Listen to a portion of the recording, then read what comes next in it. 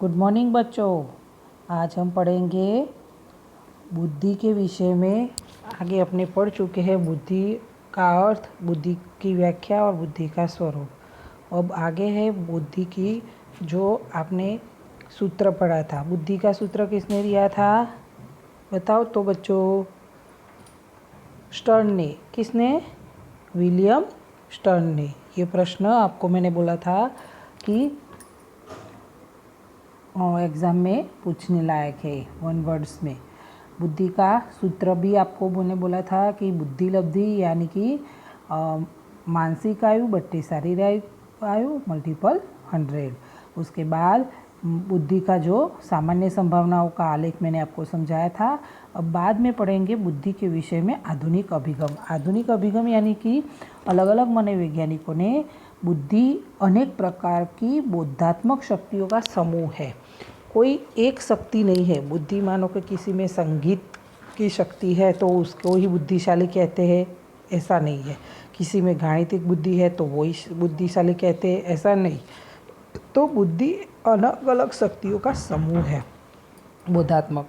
व्यक्ति अपने पर्यावरण के साथ समायोजन का आधार उसकी बौद्धिक क्षमता पर आधारित है। यानी व्यक्ति जो उसके आसपास के माहौल में जो पर्यावरण है उसमें वो जो समायोजन स्थापित करता है तो वो किसके आधार पर है? बौद्धिक क्षमता पर आधारित है। व्यक्ति की बुद्धि कितनी है उसके आधार पर वो समायोजन स्थापित करता है।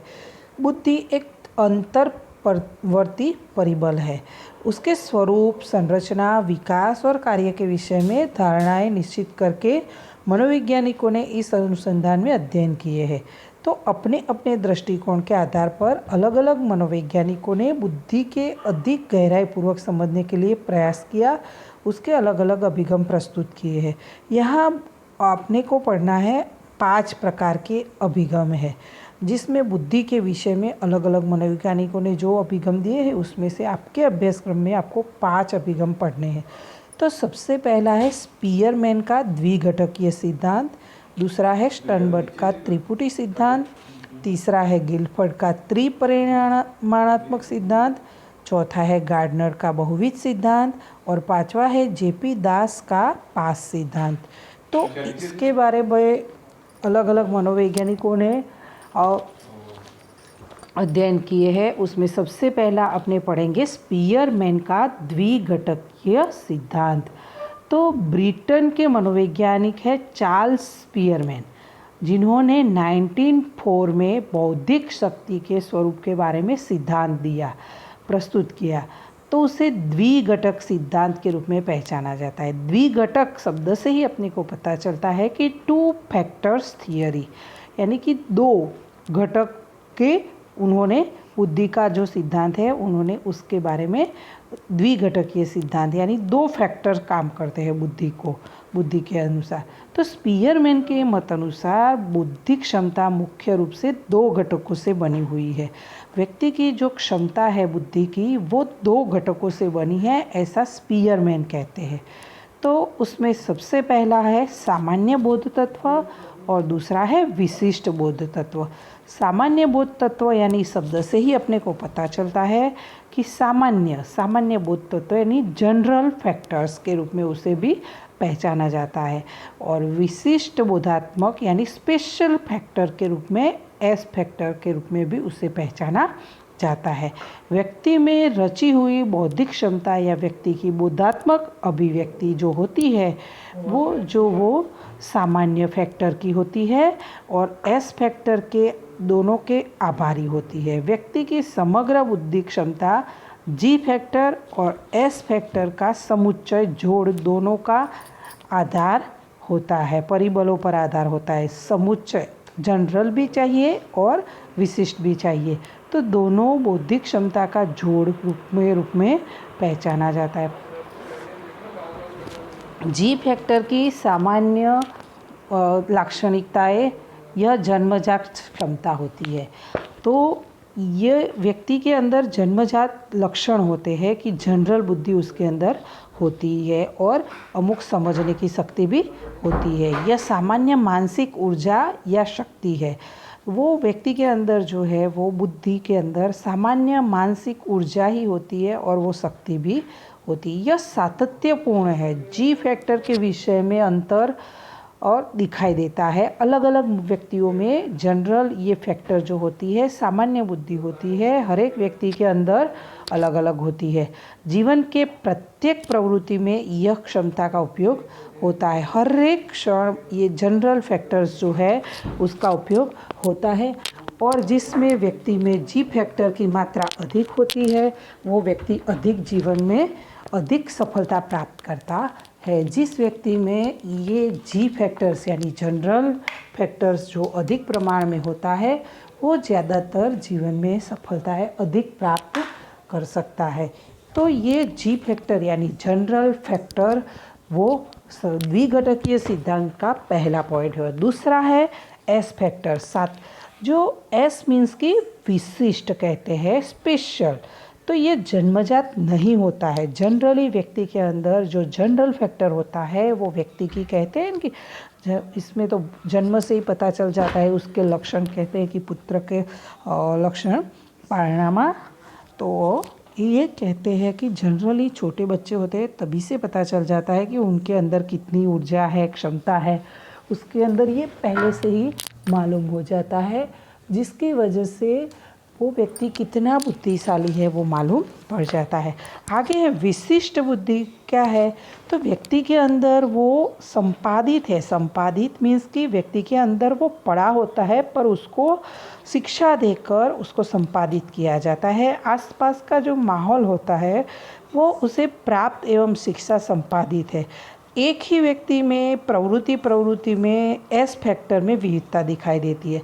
तो अलग अलग प्रवृत्ति में एक ही व्यक्ति होता है तो किसी में ये एस विशिष्ट फैक्टर जो होता है वो विविधता होती है, उसके व्यवहार में विविधता होता है। एक ही व्यक्ति अलग अलग परिस्थिति में अलग अलग रूप से व्यवहार करता है। विशिष्ट क्षमता के विषय में व्यक्तिगत अंतर पाया जाता है। हर एक व्यक्ति में एक समान होता नहीं है। अलग अलग व्यक्तियों में अलग अलग एक रूपता नहीं होती है और अंतर दिखाई देता है। जिस व्यक्ति में एस फैक्टर के विविध पहलुओं के प्रमाणात्मक अंतर होता है, अर्थात एक ही व्यक्ति में विविध क्षमताओं जैसे कि भाषाकीय, गणितिक आदि समान मात्रा में नहीं होती है। यानी कि विशिष्टता मैंने आगे आपको बताया था कि किसी में संगीत की बुद्धि है, किसी में गणितिक बुद्धि है, किसी में अवकाशीय बुद्धि है, भौगोलिक बुद्धि है, पर्यावरण लक्षी बुद्धि है। तो हर एक में अलग अलग है। आगे के सिद्धांत में अपने गार्डनर के सिद्धांत में अपने प्रकार समझेंगे बुद्धि के, तो बुद्धि के प्रकार कितने हैं तो अलग अलग उसमें बुद्धि की अवकाशीय, भौगोलिक, प्राकृतिक, तो ये बुद्धि अलग अलग हर एक व्यक्ति में अलग अलग पाई जाती है। और एक ही व्यक्ति में ये सभी प्रकार की बुद्धि समान मात्रा में नहीं होती है। किसी में भाषाकीय कला होती है, किसी में गणितिक शक्ति अधिक होती है, किसी में संगीतज्ञ अधिक होती है, या कोई अलग अलग इसी तरह से जिसमें गणितिक होती है उसमें संगीतज्ञ की बुद्धि का प्रमाण नहीवत होता है। ऐसा हो सकता है। गणित में जो बच्चा होशियार होता है वो और भाषा की क्षमताओं में नहीं भी हो सकता है। तो ये मात्रा उसमें अलग अलग होती है, समान होती नहीं है। शिक्षा एवं तालीम के द्वारा कुछ मात्रा में परिवर्तन लाया जाता है। जैसे कि मानो कि व्यक्ति के अंदर वो क्षमता पड़ी है, गणितिक रूप से वो होशियारी है, पर भाषा की अभी उसको जो तालीम दी जाए, ट्रेनिंग दी जाए, तो उसके अंदर वो अच्छे से उसमें विकसित हो सकता है और उसमें परिवर्तन आ सकता है। तो ये हुआ आपका स्पीयरमैन का द्विघटकीय सिद्धांत। अब दूसरा आगे है स्टर्नबर्ग का त्रिपुटी सिद्धांत। त्रिपुटी शब्द से ही पता चल जाता है कि तीन। तो ये इसमें भी रॉबर्ट स्टर्नबर्ग ने 1985 में बुद्धि के विषय में सिद्धांत दिया है। ये जो मैं आपको सिद्धांत समझा रही हूँ वो एग्ज़ाम में कभी कभी 3 मार्क्स में अलग अलग प्रश्न के रूप में पूछे जाते हैं। जैसे कि स्पीयरमैन के द्विघटकीय सिद्धांत, स्टर्नबर्ग का त्रिपुटी सिद्धांत समझाइए, अथवा तो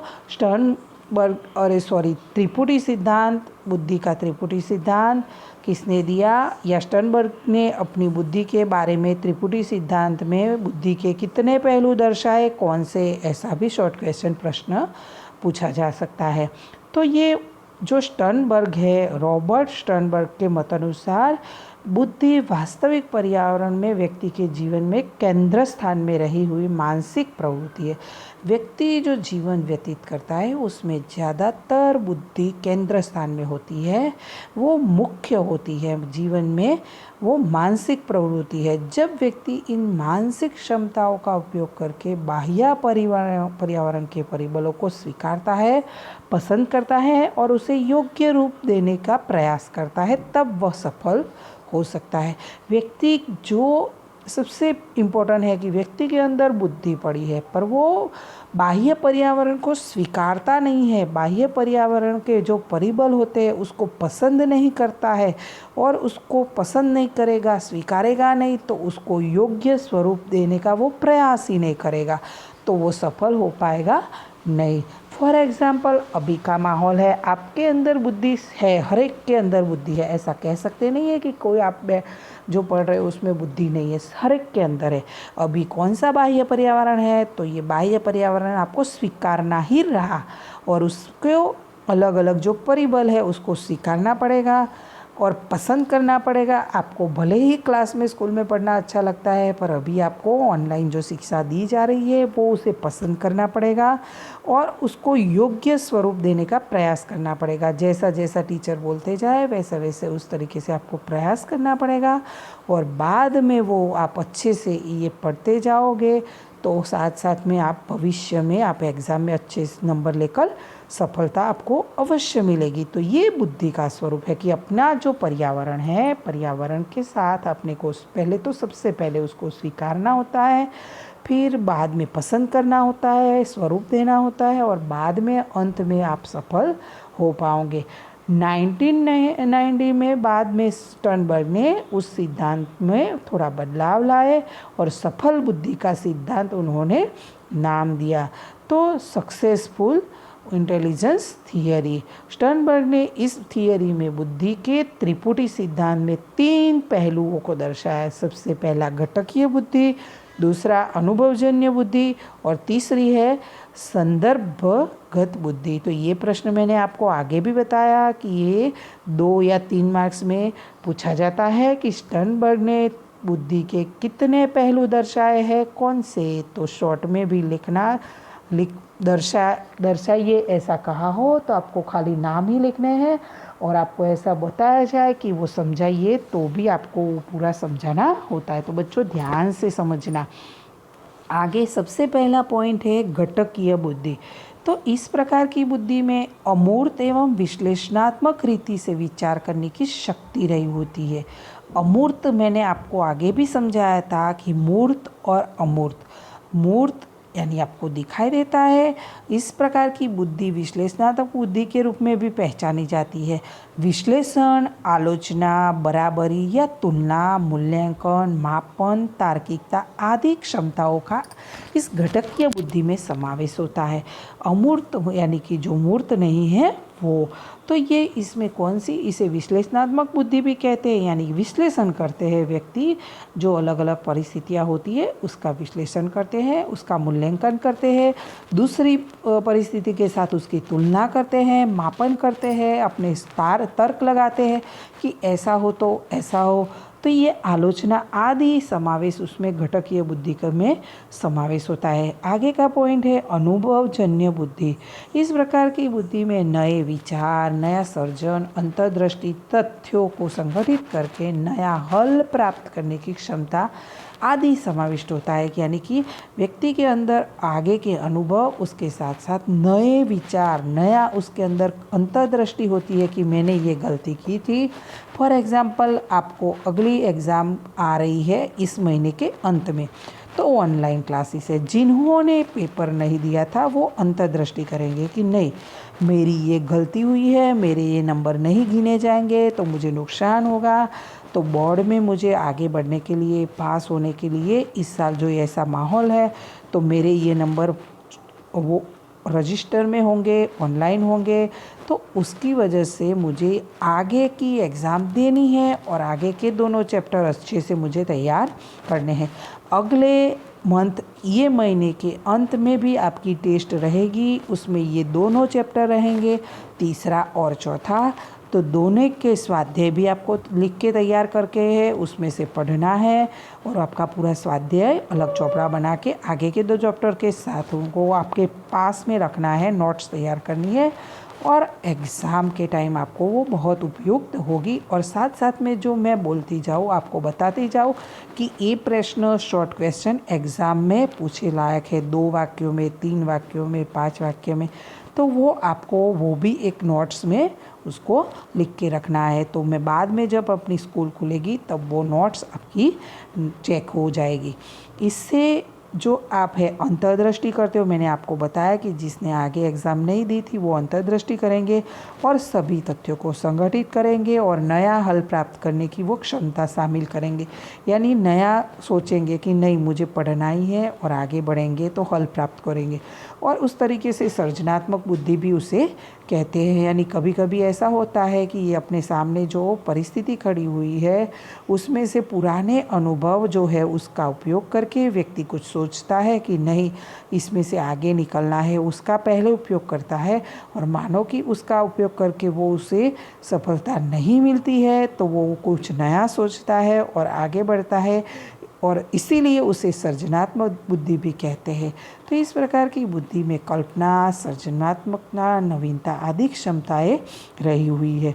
सृजनात्मक एवं मौलिक संशोधनकर्ताओं में इस प्रकार की बुद्धि अधिक मात्रा में दिखाई देती है। सृजनात्मक फॉर एग्जाम्पल, अभी जो कोविड-19 चल रहा है उसकी दवाइयों के लिए जो डॉक्टर अपना दिमाग चला रहे हैं कि कौन सी दवाई किस मिक्स करके वो सृजन शक्ति है। तो ये व्यक्ति जो मौलिक संशोधनकर्ता होते हैं, संशोधनकर्ता होते हैं, सृजनात्मकता उनमें पाई जाती है। तो ये हुई आपकी अनुभवजन्य बुद्धि। आगे तीसरा, संदर्भगत बुद्धि।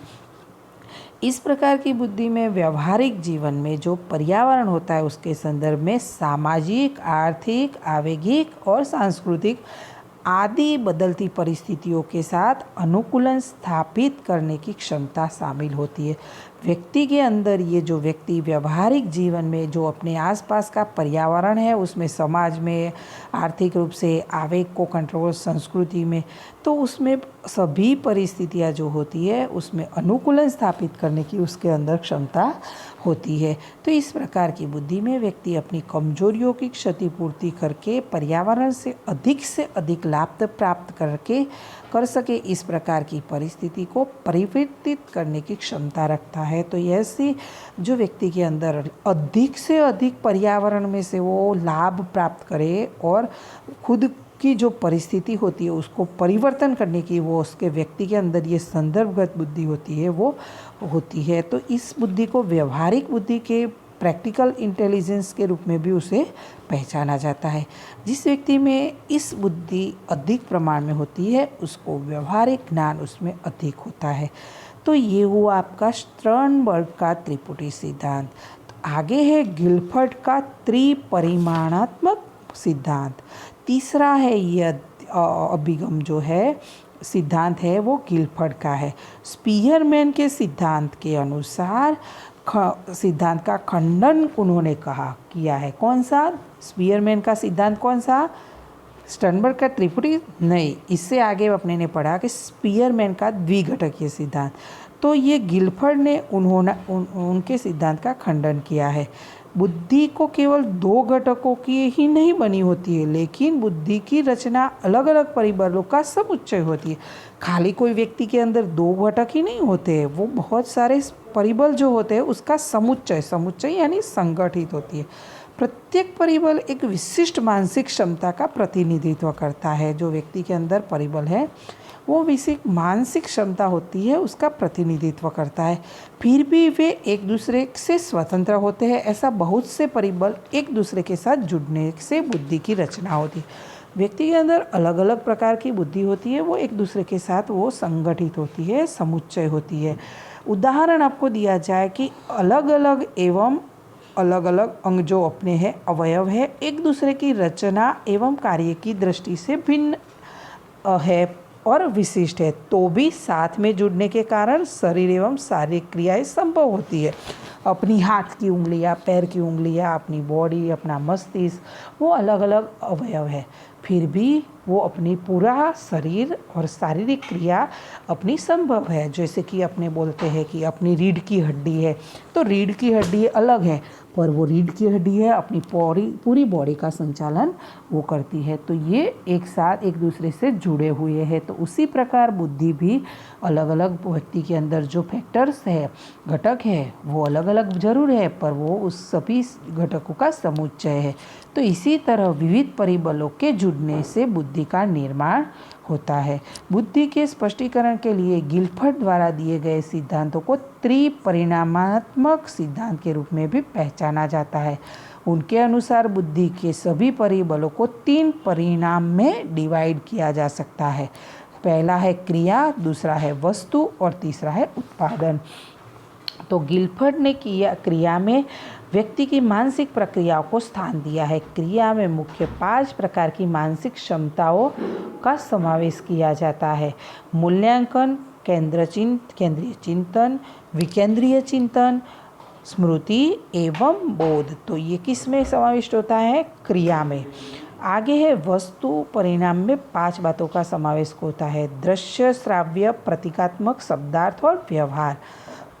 जो व्यक्ति वस्तु में 5 परिणाम या 5 बातों का समावेश होता है, दृश्य, श्राव्य, प्रतीकात्मक और शब्दार्थ और व्यवहार। आगे है उपज या परिणाम या उत्पादन। तो इसके साथ जुड़ा है 6 भाग का बटा हुआ है। इकाई, वर्ग या विभाग, संबंध, तंत्र, परिवर्तन और सूचितार्थ या फलितार्थ। गिलफर्ड ने जो बुद्धि के सिद्धांत में 3 परिणाम और उसमें रहे हुए कई परिबलों का समावेश किया है, उनके मत अनुसार बुद्धि के परिबल क्रिया के परिबल मल्टीपल यानी कि गुणन, वस्तु परिबल गुणन 6, तो 5 गुणा 6 तो हुए कितने? 150 बुद्धि के परिबल हुए जुड़े हुए हैं। तो बच्चों आज के लिए आपको मैंने ये 3 सिद्धांत समझाए। सबसे पहला स्पीयरमैन का द्विघटकीय सिद्धांत, वो आपको बुद्धि का द्विघटकीय सिद्धांत किसने दिया है? तो चार्ल्स स्पीयरमैन ने। ऐसा प्रश्न आपको एग्ज़ाम में शॉर्ट क्वेश्चन में पूछा जाता है, वो भी आप नोट कर लेना। कभी कभी स्पीयरमैन के द्विघटकीय सिद्धांत में कितने रूप दर्शाए हैं, कौन से? तो जी फैक्टर यानी सामान्य बोध तत्व, दूसरा है विशिष्ट बोध तत्व, तो ये भी आपको याद करना है। त्रिपुटी सिद्धांत बुद्धि का किसने दिया है और उसमें कितने पहलू है? तो स्टर्नबर्ग ने त्रिपुटी सिद्धांत दिया है और उसमें 3 बुद्धि के पहलू है, घटकीय, अनुभवजन्य और संदर्भजन्य। और आगे का पॉइंट है गिलफर्ड का त्रिपरिमाणात्मक सिद्धांत।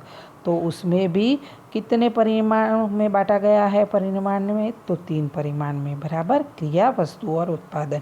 आगे का पॉइंट रहेगा गार्डनर का बहुविध सिद्धांत। वो उसमें गार्डनर के बहुविध सिद्धांत में आगे के वीडियो में आपको समझाऊंगी। 2 सिद्धांत बाकी रहे, दूसरा है जेपी दास का सिद्धांत और गार्डनर का सिद्धांत, वो आपको अगले वीडियो में समझाऊंगी। बाय बच्चों।